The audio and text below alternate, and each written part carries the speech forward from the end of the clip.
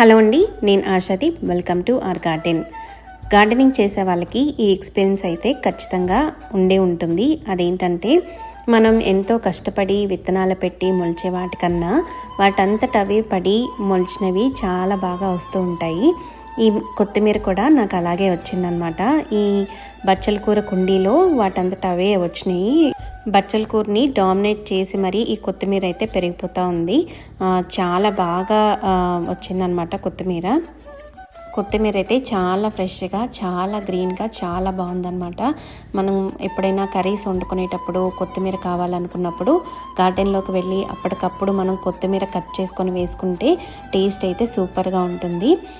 కొత్తిమీర కట్ చేసేటప్పుడు కానీ కట్ చేసిన తర్వాత ఆ స్మెల్ అయితే మాత్రం చాలా టెంప్టింగ్గా ఉంటుంది. నాకైతే చాలా చాలా ఇష్టం అనమాట కొత్తిమీర స్మెల్.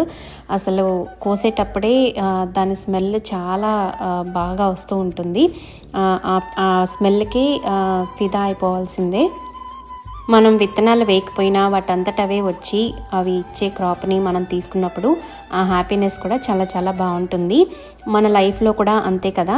వేరే వాళ్ళ మీద ఆధారపడి మనం పనులు చేసుకున్నప్పుడు వచ్చే ఫలితాల కన్నా మన శక్తిని నమ్ముకొని మనం పనులు చేసుకున్నప్పుడు ఆ ఫలితాలు అయితే చాలా అద్భుతంగా ఉంటాయి. ఇదండి ఇవాల్టి వీడియో. మన గార్డెన్లో వాటంతటవే పడి మలిచిన కొత్తిమీర స్టోరీ.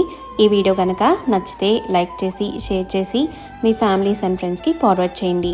మరిన్ని ఇంట్రెస్టింగ్ గార్డెనింగ్ వీడియోస్ కోసం మా ఛానల్ని తప్పకుండా సబ్స్క్రైబ్ చేసుకోండి. Thank you for watching.